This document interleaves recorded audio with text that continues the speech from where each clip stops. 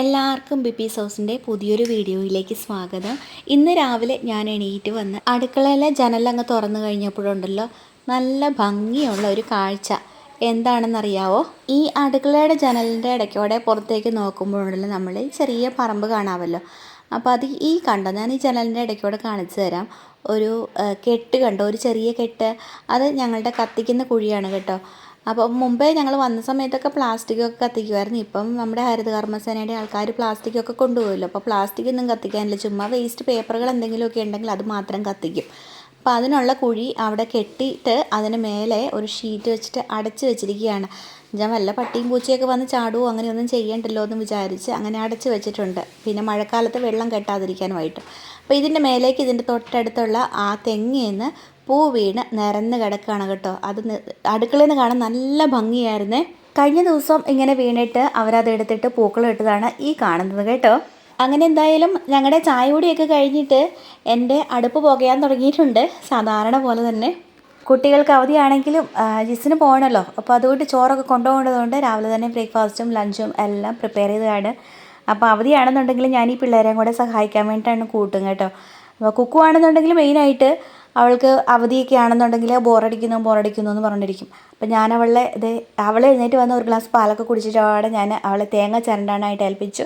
അവൾക്ക് ഇങ്ങനെ ഇടയ്ക്കിടയ്ക്ക് ഓരോ പണികളൊക്കെ കൊടുത്തുകൊണ്ടിരിക്കും. ജയക്കുട്ടനാണെന്നുണ്ടെങ്കിൽ പിന്നെ ചെല്ലുന്നിടം പിയോ എന്നുള്ള രീതിയിലാണ്. അവന് എപ്പോഴും കളി എന്നുള്ളൊരു വിചാരം മാത്രമേ ഉള്ളൂ. എന്നാലും ഞാൻ ഇടയ്ക്കിടയ്ക്ക് അവന് പറ്റാവുന്ന പണികളൊക്കെ കൊടുക്കുവേ. അപ്പോൾ അവൻ ഉറക്കുമായിരുന്നു കേട്ടോ. അപ്പോൾ ഈ തേങ്ങ ചിരണ്ടിക്കൊണ്ടിരിക്കുന്നതിൻ്റെ ഇടയ്ക്കുണ്ടല്ലോ, ഞാൻ അടുക്കളയിൽ നിന്ന് എന്തോ ഒച്ച കേൾക്കുന്നുണ്ട് ബെഡ്റൂമിൽ നിന്ന്. അപ്പം എന്തൊക്കെയോ എന്തൊക്കെയോ ചെയ്യണം ഒച്ചകളൊക്കെ. അപ്പോൾ ഞാൻ പതുക്കെ ചെന്ന് നോക്കി കഴിഞ്ഞപ്പം ഇവൻ ജനലിൻ്റെ കർട്ടനൊക്കെ പതുക്കെ മാറ്റി പുറത്തേക്ക് നോക്കുവോ, തലവണ എടുത്തെറിയോ, എന്തൊക്കെയോ പണിയാണ് കേട്ടോ. ഞാൻ ചെന്നപ്പോഴേക്കും അടങ്ങി കിടക്കാൻ തുടങ്ങി. പിന്നെ അവനും പതുക്കെ എഴുന്നേറ്റ് വന്നു, പല്ലൊക്കെ തേച്ച് പാലൊക്കെ കുടിച്ചു. ഞാൻ അതിൻ്റെ ഇടയ്ക്ക് ബ്രേക്ക്ഫാസ്റ്റും ലഞ്ചും ഒക്കെ റെഡിയാക്കിയിട്ട് ബ്രേക്ക്ഫാസ്റ്റിനായിട്ട് ഏത്തപ്പഴം പുട്ടാണ് ഉണ്ടാക്കിയത്. ഇതെങ്ങനെയാണ് ഉണ്ടാക്കണേന്നുള്ളത് റെസിപ്പി ഞാൻ നേരത്തെ ഇട്ടിട്ടുണ്ടായിരുന്നു. അതിൻ്റെ ലിങ്ക് ഞാൻ ഡിസ്ക്രിപ്ഷൻ ബോക്സിലിട്ടേക്കാം. പിന്നെ ചോറ് വെച്ചു. കറിയായിട്ട് വെണ്ടയ്ക്ക കറിയാണ് വെച്ചത്. വമ്പയർ തോരൻ ആണ്. ഇത് തോരൻ റെഡി ആയിക്കൊണ്ടിരിക്കുന്നേ ഉള്ളൂ കേട്ടോ. ആകുന്ന വീഡിയോ ആണിത്. പിന്നെ അയല ഉണ്ടായിരുന്നു, അതും വറുത്തു. അങ്ങനെ ജിസ് കഴിച്ച് ലഞ്ചൊക്കെ പാക്ക് ചെയ്ത് പോയി. അപ്പോൾ ഇതിൻ്റെ ഇടയ്ക്ക് ഇന്ന് രാവിലെ തൊട്ടേ ചെറിയ ഒരു തെളിച്ചൊക്കെ ഉണ്ടായിരുന്നു കേട്ടോ. പക്ഷെ എന്നാലും ഇടയ്ക്ക് ഒരു ചെറിയ മഴ പെയ്തിട്ട് അങ്ങ് തോർന്നു കഴിഞ്ഞപ്പോഴേക്കും പിള്ളേർ രണ്ടുപേരും കൂടെ പുറത്തേക്ക് ഇറങ്ങി അവരവരുടെ കളിയൊക്കെ തുടങ്ങിയിട്ടുണ്ടായിരുന്നു. അപ്പം ഒരു 10 മണിക്ക് ആയപ്പോഴേക്കും ഞാൻ വിളിച്ചു. അവർ താമസിച്ച് എഴുന്നേറ്റുകൊണ്ട് താമസിച്ചില്ല ബ്രേക്ക്ഫാസ്റ്റ് കഴിക്കുള്ളൂ. അപ്പോൾ അതുകൊണ്ട് പിന്നെ അന്നേരം ഞാൻ വിളിച്ച് ബ്രേക്ക്ഫാസ്റ്റ് കഴിക്കാനായിട്ട്. അപ്പോൾ കഴിക്കാൻ നേരത്ത് അവർ TV കണ്ടുകൊണ്ട് കഴിക്കുകയാണ് കേട്ടോ. അവരിന്ന് അതേ പറക്കും തളിക സിനിമ കണ്ടുകൊണ്ടാണ് കഴിക്കുന്നത്. ഇതൊക്കെ ഭയങ്കര തമാശ സിനിമ ആയതുകൊണ്ട് അവർക്കതൊക്കെ ഒത്തിരി ഇഷ്ടപ്പെട്ടു. ജയക്കുട്ടനാണെങ്കിൽ ഇടയ്ക്കിടയ്ക്ക് ഇരുന്ന് പൊട്ടിച്ചിരിക്കുന്നുണ്ടായിരുന്നേ. അപ്പോൾ അത് കുറേ കണ്ടുകൊണ്ടിരുന്നു കേട്ടോ. എന്നിട്ട് ഈ ബ്രേക്ക്ഫാസ്റ്റ് കഴിഞ്ഞിട്ട് ഞാൻ ഇച്ചിരി നേരം വിശ്രമിക്കുകയായിരുന്നേ. അപ്പം കട്ടിലയിൽ കുറച്ച് തുണികൾ ഉണങ്ങിയത് കൊണ്ടുപോയിട്ടിട്ടുണ്ടായിരുന്നു മടക്കാനായിട്ട് കേട്ടോ. അപ്പം ഇവൻ പോയിട്ട് എൻ്റെ ഒരു കുർത്ത എടുത്തിട്ടു. അമ്മേ നോക്കമ്മേ, ഇതെനിക്ക് പാകമാണ് എന്നും പറഞ്ഞുകൊണ്ട് അവനത് എടുത്തിട്ടിട്ട് അവന് ഭയങ്കര സന്തോഷം. നല്ല നോക്കമ്മേ എന്ന് പറഞ്ഞിട്ട് ഇങ്ങനെ ചുമ്മാ നടക്കുകയാണ്. അപ്പോൾ കുക്കു പറഞ്ഞു, എന്നാ പാടാ നിന്നെ ഞാൻ പെൺപിള്ളേരെ പോലെ ഒരുക്കി തരാമെന്നൊക്കെ പറഞ്ഞ് അവൻ്റെ തലമുടിയിൽ കൊമ്പ് കെട്ടാൻ വേണ്ടി നോക്കി. പക്ഷെ മുടി ഒട്ടും ഇല്ലാത്തതുകൊണ്ട് കൊമ്പ് കെട്ടാൻ പറ്റണില്ലായിരുന്നു. എന്നിട്ട് ക്ലിപ്പൊക്കെ കുത്തി കൊടുത്ത് ഒരു ബോയും വെച്ച് എന്നിട്ട് അവനന്നേരം ഇപ്പോഴാണ്ട് പൗഡറൊക്കെ ഇട്ട് കൊടുത്തു. എന്നിട്ട് പൊട്ട് വേണം, വള വേണം എന്നൊക്കെ പറഞ്ഞ് എന്നിട്ട് അവന് പൊട്ട് കൂട്ടി കൊടുത്തു. എന്നിട്ട് വള കൊടുത്തു കഴിഞ്ഞപ്പം അവനതൊന്നും തികയുന്നില്ല. ഇനിയും താന്ന് പറഞ്ഞു. അപ്പോൾ 2-3 വളയൊക്കെ കൊണ്ട് കൊടുത്തു. അപ്പം അതൊക്കെ ഇട്ട് ഇങ്ങനെ നടക്കുമായിരുന്നേ.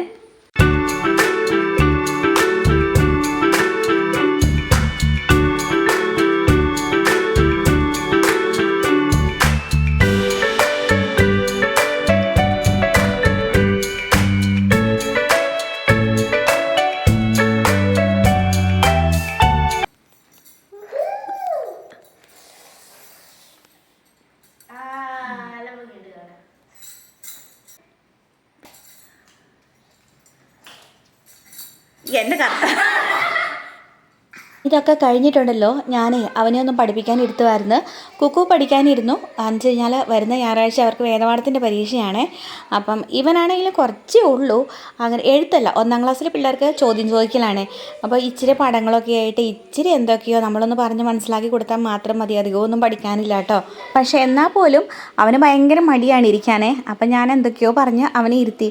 ഈ കഴിഞ്ഞ ദിവസം ജിസേ കോക്ക് വാങ്ങിച്ചുകൊണ്ട് കൊടുത്തിട്ടുണ്ടായിരുന്നു. അപ്പോൾ അതിൻ്റെ ഒരു ഇതിൽ നടക്കുകയാണ് അവൻ. ബാഡ്മിൻ്റൺ കളിക്കണം പറഞ്ഞുകൊണ്ട് ചുമ്മാ വീട്ടിൽ കൂടെ ആണെന്നുണ്ടെങ്കിലും ബാറ്റും കോക്കും എടുത്തുകൊണ്ട് ഇങ്ങനെ നടപ്പാണ്. അപ്പോൾ അതൊക്കെ മാറ്റി വെച്ചിട്ട് ഞാൻ അവനൊന്ന് പറഞ്ഞു കൊടുക്കുകയാണേ. അങ്ങനെ അധികം പറഞ്ഞു കൊടുക്കാനൊന്നും ഇല്ല കേട്ടോ, എല്ലാം ടീച്ചർ പഠിപ്പിച്ച് അവർക്ക് കുറേയൊക്കെ അറിയാം. പിന്നെ നമ്മളൊന്ന് റിവൈസ് ചെയ്യിപ്പിക്കണമെന്ന് മാത്രമേ ഉള്ളൂ.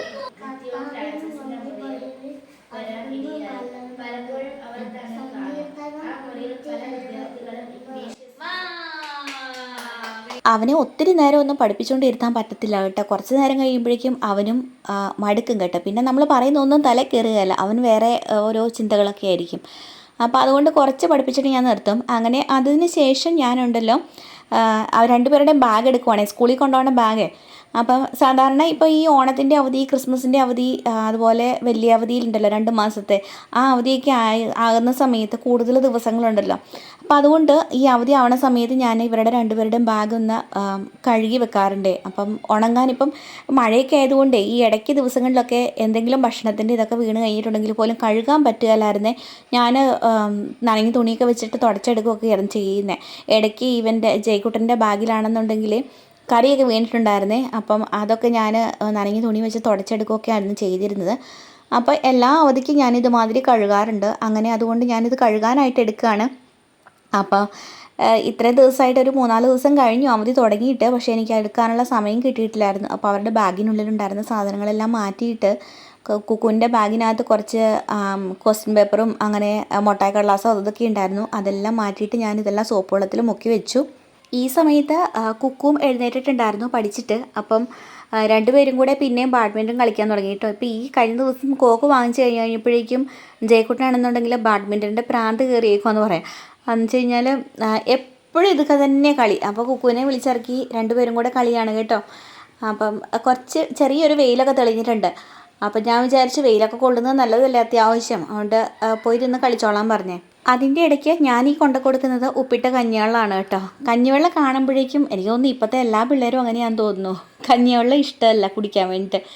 പല പിള്ളേരും അങ്ങനെയൊന്നും പറഞ്ഞു കേട്ടിട്ടുണ്ട്. ഈ കഞ്ഞിവെള്ളം കൊണ്ടുവരുമ്പോഴേക്കും എൻ്റെ പിള്ളേരാണെന്നുണ്ടെങ്കിലും ചോദിക്കും, അമ്മേ വല്ല ജ്യൂസും ഉണ്ടാക്കിക്കൊണ്ട് തന്നാൽ പോരായിരുന്നോ എന്ന്.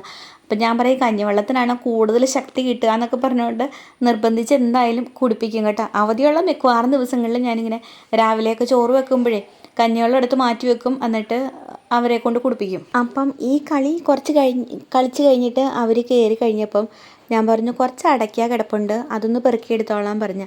3-4 ദിവസമായിട്ട് പെറുക്കിയിട്ടില്ലായിരുന്നു. അപ്പോൾ പിന്നെ ഇവരോടൊന്ന് പെറുക്കാൻ പറഞ്ഞു. അപ്പോൾ ഞാൻ കഴിഞ്ഞ വീഡിയോയിലേക്ക് പറഞ്ഞിട്ടുണ്ടായിരുന്നല്ലോ 1 കവുങ്ങേ ഉള്ളൂ എന്ന്. 2 കവുങ്ങുണ്ടായിരുന്നു, 1 പോയി, 1 ഉള്ളൂ.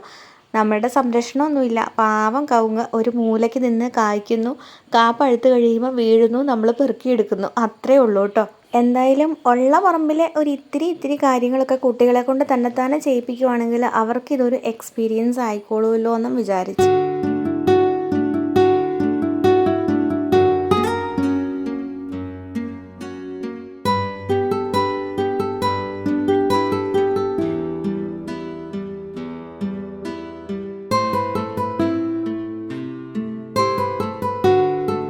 ഇവരിത് പെറുക്കിയെടുത്ത് കഴിഞ്ഞപ്പോൾ ഞാൻ ഇവരോട് പറഞ്ഞു അത് മുറ്റത്തേക്ക് തന്നെ ഇട്ടേക്ക്, നല്ല വെയിലുണ്ടല്ലോ, അപ്പോൾ അതുകൊണ്ട് മുറ്റത്ത് കിടന്നങ്ങ് ഉണങ്ങിക്കോളുമല്ലോ എന്ന് പറഞ്ഞ് അവരെ കൊണ്ട് അത് മുറ്റത്ത് തന്നെ ഇടിയിപ്പിച്ചു. പിന്നെ കഴിഞ്ഞ ദിവസമൊക്കെ പെറുക്കി വെച്ച കുറച്ച് അടയ്ക്കയുണ്ടായിരുന്നു, അതെല്ലാം കൂടെ മുറ്റത്തേക്ക് അവരെ കൊണ്ട് ഇടിയിപ്പിച്ചു. വൈകുന്നേരം എടുത്താൽ മതിയല്ലോ. അത് കഴിഞ്ഞപ്പോഴേക്കും അവർ കുറച്ചുകൂടെ ഉഷാറായതുപോലെ ജയക്കുട്ടൻ സൈക്കിളിൽ എടുത്തുകൊണ്ട് പോയി ഓടിക്കാൻ പോവാന്നും പറഞ്ഞുകൊണ്ട് അതിൻ്റെ പുറകെ കുക്കുവാണെങ്കിൽ സ്കൂട്ടർ എടുത്തുകൊണ്ട് പോയേ.